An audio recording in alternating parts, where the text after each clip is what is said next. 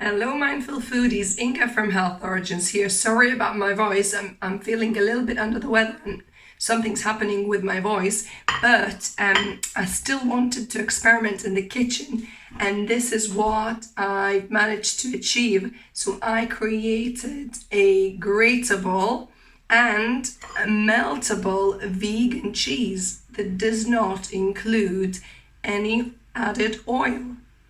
So let's begin. Apologies for my voice.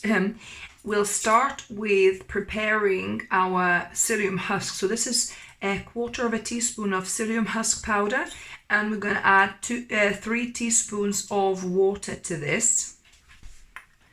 So I've added 3 teaspoons of water. I'm going to mix that through, and we're going to let this gel for a couple of minutes while we add all other ingredients here.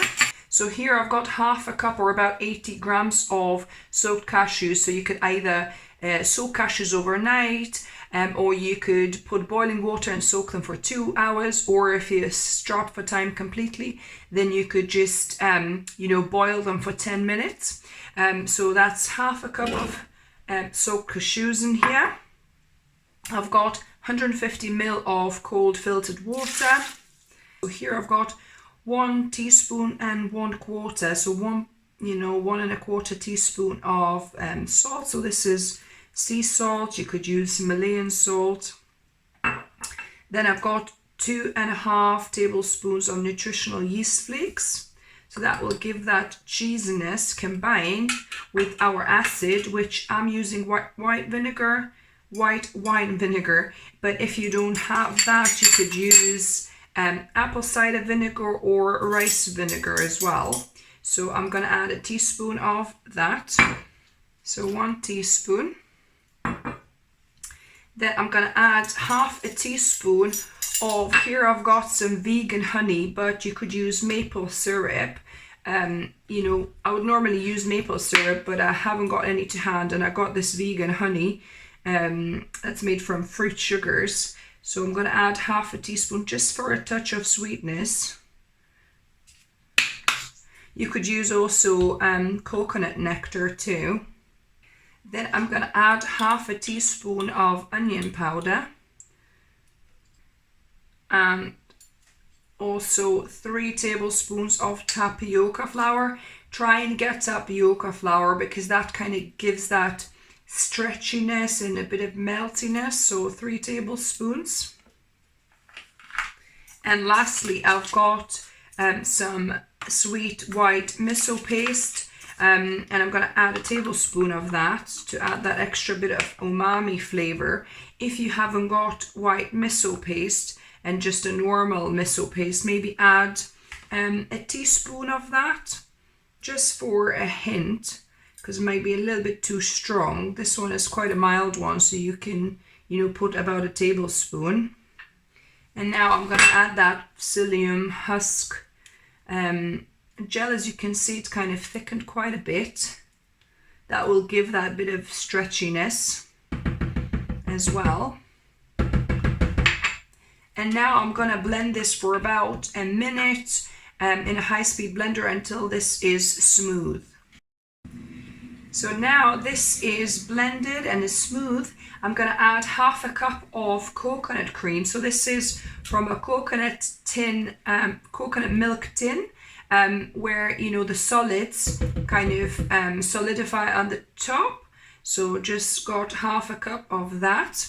So this is in the original recipe, 70 grams was the melted coconut oil, undeodorized, the one that's kind of neutral. So that's the original recipe, but I don't use oil in my recipe. So I'm going to be adding half a cup of coconut milk or coconut cream here. This will hopefully give our cheese the meltiness we want. And this is 1½ tablespoons of carageenan, or kappa carageenan is also called. So this is the agent. It's made from seaweed. This is the agent will, give that kind of solidifying effect. You could potentially try and make this with agar-agar, but it doesn't really melt. once it's, heated. Agar doesn't melt, so it would solidify the cheese, but it would not be meltable, whereas kappa carageenan melts. So this is 1 tablespoon and a half. So I'm going to just add here on the side here. And what you want to do, you want to pour 150 ml of boiling water just on here, and we're going to blend it once again. So this is 150 ml of just boiled water. I'm just adding on top of the carageenan, and I'm going to give this a blend for, maybe about 15-20 seconds.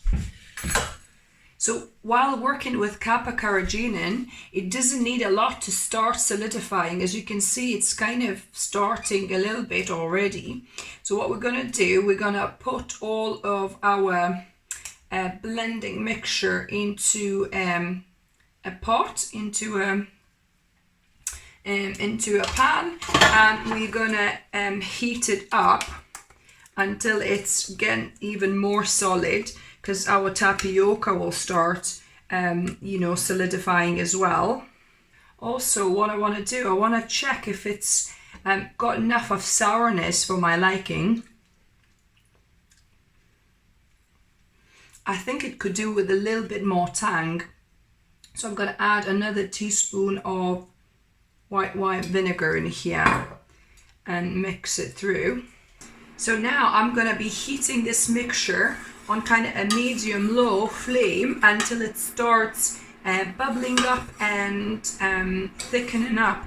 And the best tool that I like to use for this is a whisk, because then it kind of gets rid of any lumps that start forming when it starts heating up and solidifying. So yeah, so I like, just keep on mixing with the whisk while it's heating up. And if you wanted for your cheese to be more yellow, you could add a pinch of turmeric as well. So that would, give you a more kind of yellow, more cheddary style looking cheese. I'm just gonna go with just neutral, cream color here. See, so it's starting to heat up a little bit. You can see the little bubbles starting to pop up, and it's starting to clump up together more. And then when you keep on mixing, you'll see it's starting to get kind of really nice and kind of glossy, starts to be a little bit more stretchy. And you want to give it about a minute or so, from when it starts really kind of bubbling. You don't want to overheat this, because kappa carageenan and tapioca don't need a lot to kind of fully activate, and you don't want to overheat the kappa carageenan because it might not set properly then as well. So yeah, so it's proper boiling now, so I'm going to give it about a minute, and that will be done. In fact, you see it's now getting really nice and glossy and stretchy. Yeah, that will be good. So you want to work fast. So as soon as you take it off the heat, you want to have your container ready. So I've got a little glass ramekin. You could use, plastic as well if you want. So whatever mold, whatever cheese shape you want it to end up in, and you want to work quick because it starts setting really quickly. So there, it's kind of already starting to set at the top here. So you want to just even out the surface as best as you can. And now we're going to leave this at room temperature to fully cool for about 20-30 minutes. And then we're gonna fully cool it in the fridge for about 2-3 hours until it's fully set. So we've got our cheese. So I've let this kind of cool down and harden in the fridge overnight without any cover. That's important. You don't want to put any cover because it kind of lets it solidify even more that way. So let's invert and see what we've got. Might need to pry the sides a little bit. See if it's gonna slide out. There we go. Just needed a little bit of force. That is looking fantastic. Look at that. Amazing. It's nice and firm. What I'm gonna do, I'm gonna cut a piece off to see the inside texture. That's amazing. Really nice. Look at that. Beautiful. And then I'm gonna try and see if it actually grates. So I've got my grater here, and let's give it a go. It's not the hardest of cheeses. It's not like Parmesan or anything, but it still grates. Look at that. So the Grateable test has passed. That's a tick. The other test will be whether it's meltable. So I'm gonna put some on my organic toast or bread here. I'm gonna put some cheese, and we're gonna grill this under the grill. And voila, as you can see, it did melt a little bit. Not massive amounts, but it did actually melt. So let me lift that here for you. And as you can see, it has melted slightly. So yeah, it doesn't melt as much as it would be if you were using coconut oil. Instead of coconut milk, you could put some coconut oil, about 70 grams, I think the original recipe said, and that would melt even better. But I'm happy with this, and good enough to put on pizza or, you know, anywhere else you would kind of put cheese to melt. So I'm happy with this. Now on to the taste testing. So I've invited Mark to come join me, but before he does, I want to actually try this vegan cheese on its own, you know, before it's kind of melted just as it is. Wow.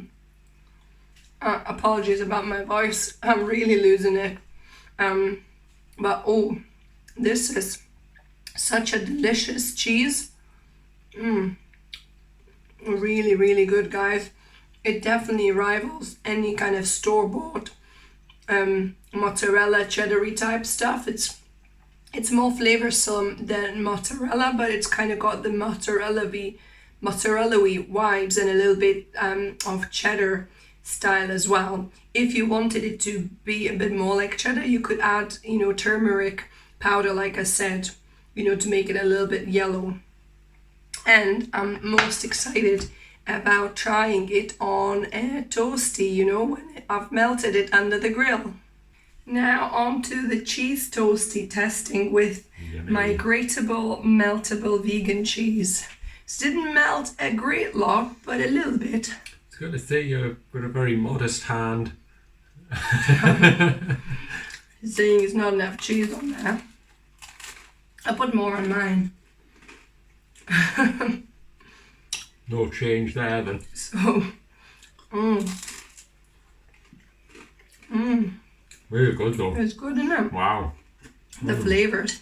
And then a little bit of ketchup. It'd be like a kind of mini pizza almost. Mini pizza, yeah. I would put onions here, or maybe onion relish, and some tomato sauce. So yeah, so that really did work. It doesn't, like I say, it doesn't melt a super great deal because it's not oil, it's coconut milk or cream, but it does melt a little bit, which is, you know, what I want. So literally that could replace your store-bought vegan cheese to use on pizzas, on toasties and things like that. It's so good, honestly. Yeah. You gotta try it. So if you try it, let us know what you think of it. Give me a thumbs up if you like the video. Again, apologies for my voice. If you Didn't she sound sexy? Husky. I do. If you're new here, welcome and subscribe for more videos. I produce 2 videos every week. And as always, remember, food is fuel. So be mindful of what you put in the body. Until next time. Bye guys.